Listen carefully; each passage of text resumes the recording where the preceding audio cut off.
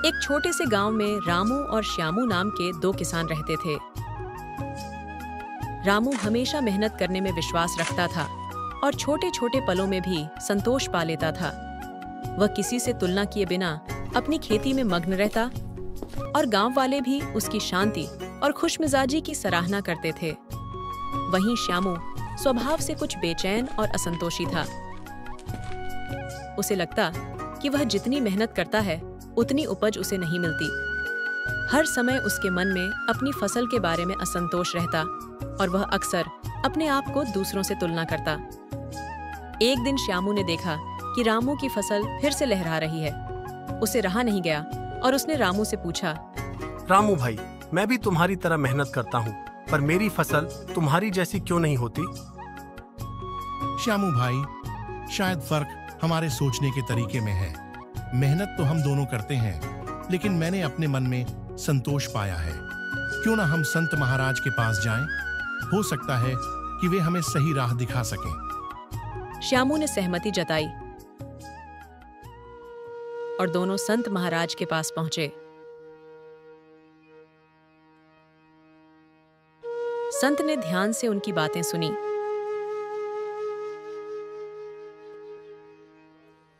फिर धीरे से मुस्कुराते हुए बोले, तुम दोनों को अपने मन की शांति और संतोष चाहिए। मैं तुम्हें एक मार्ग बताता हूं, पर इसके लिए तुम्हें कुछ दिनों तक निष्ठा से मेरी बात माननी होगी।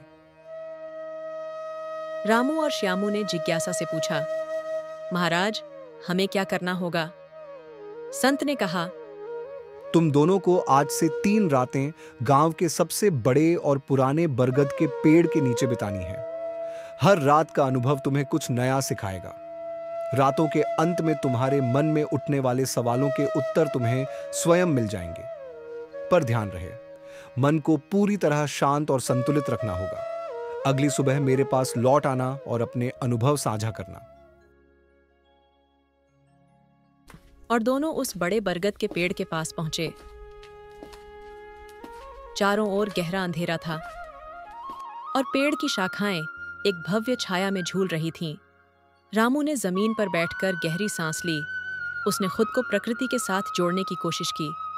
हवा की ठंडक, पत्तों की सरसराहट और पेड़ की जड़ों का स्पर्श, ये सब उसे एक अद्भुत शांति का एहसास करा रहे थे। दूसरी ओर श्यामू को असहजता महसूस हो रही थी। अंधेरे और पेड़ की विशालता से उसे डर लगने लगा। उसके मन में अजीब अजीब ख्याल आने लगे, जैसे कोई जानवर उसे नुकसान पहुंचा सकता है। बार बार उसे ऐसा महसूस हुआ जैसे कोई उसके पास से गुजर रहा हो।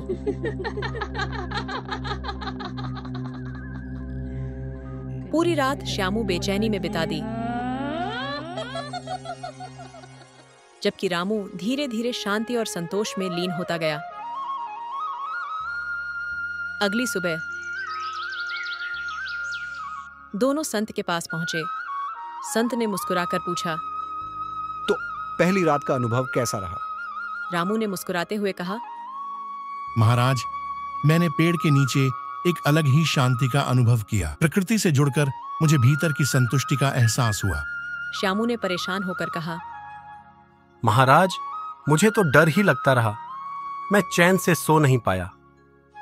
संत ने उसे सांत्वना देते हुए कहा, कोई बात नहीं, तुम्हारा मन अब भी शांत नहीं है, पर प्रयास जारी रखो, धैर्य से आगे बढ़ो। रामू और श्यामू फिर उसी पेड़ के नीचे पहुंचे।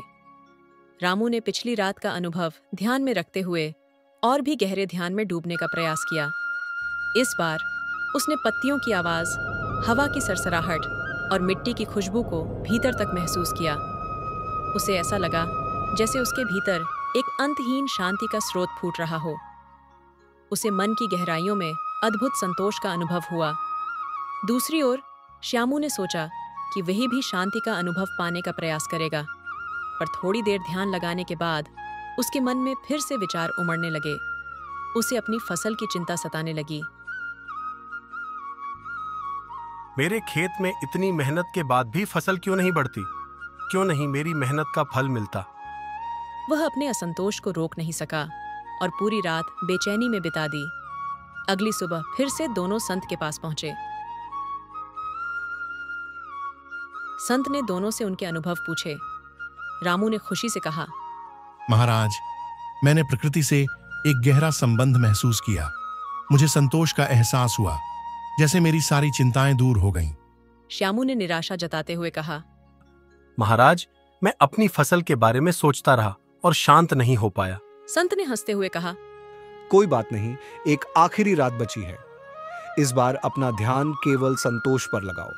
तीसरी रात रामू और श्यामू फिर पेड़ के नीचे पहुंचे। रामू ने अपने अनुभवों से सीखते हुए इस बार भी गहरी शांति का अनुभव किया। उसने महसूस किया कि उसके भीतर एक अद्भुत ऊर्जा और संतुष्टि भर रही है, जैसे उसका मन पेड़ के साथ एक हो गया हो। श्यामू ने इस बार सचमुच अपना असंतोष छोड़ने का प्रयास किया। उसने सोचा, संतोष पाने के लिए मुझे असंतोष को त्यागना ही होगा। धीरे धीरे उसने अपने मन को शांति में ढालने की कोशिश की। उसे पहली बार हल्का सा संतोष का अनुभव हुआ। अगली सुबह संत के पास पहुंचकर दोनों ने अपने अनुभव साझा किए। रामू ने संतोष भरे शब्दों में कहा, महाराज, मैंने प्रकृति से एक गहरा संबंध महसूस किया। मुझे संतोष का एहसास हुआ, जैसे मेरी सारी चिंताएं दूर हो गईं। महाराज, मैं अब समझ गया कि असली सुख संतोष में है। मुझे किसी भी बात की कमी महसूस नहीं होती। श्यामू ने भी विनम्रता से कहा, महाराज, मैं भी अब समझ गया हूं कि असंतोष के कारण मैं खुद को और अपनी फसल को नुकसान पहुंचा रहा था। दूसरों से तुलना करना और असंतोष में डूबे रहना ही मेरी कमजोरी थी। संत ने मुस्कुराते हुए कहा, बच्चों, यही जीवन का सबसे बड़ा सत्य है। सच्चा सुख मेहनत, संतोष और मन की शांति में है। जब तक तुम संतोष को मन में जगह नहीं दोगे, सुख का अनुभव नहीं कर पाओगे। संत से यह शिक्षा लेकर रामू और श्यामू अपने अपने खेतों में लौटे। अब रामू अपने शांत स्वभाव के साथ पहले से भी अधिक खुशी से खेत में काम करने लगा। उसने महसूस किया कि मेहनत करने से ज्यादा जरूरी है मन की शांति और संतोष। उसने पहले से ज्यादा ध्यान से अपने पौधों का ध्यान रखा और उनकी उचित देखभाल की। श्यामू ने भी अपनी सोच में बदलाव लाने का प्रयास किया। पहले वह हमेशा दूसरों से तुलना करता था, लेकिन अब उसने यह समझ लिया था कि हर किसी की मेहनत और फसल का एक अलग मूल्य होता है। उसने अपनी फसल को देखने का एक नया दृष्टिकोण अपनाया। अब वह अपनी मेहनत पर ध्यान देने लगा और संतोष को अपने जीवन का हिस्सा बनाने लगा। गांव के लोग इस बदलाव को देख रहे थे। रामू की फसल पहले से ज्यादा हरी भरी और स्वस्थ हो गई थी। श्यामू की फसल भी अब धीरे धीरे सुधारने लगी। उसकी मेहनत का फल अब दिखने लगा। लोग अब श्यामू की मेहनत की प्रशंसा करने लगे। उन्होंने देखा कि श्यामू की सोच में सकारात्मकता आई थी और उसकी मेहनत रंग लाने लगी थी। रामू और श्यामू की कहानी हमें सिखाती है कि जीवन में असली संतोष दूसरों से तुलना करने में नहीं, बल्कि अपनी मेहनत और मन की शांति में है। इस कहानी से यह प्रेरणा मिलती है कि चाहे परिस्थिति कैसी भी हो, हमें अपने मन को शांत और संतुष्ट रखना चाहिए। इस कहानी में आप मन की शक्ति और शांति का सच्चा महत्व समझ सकते हैं।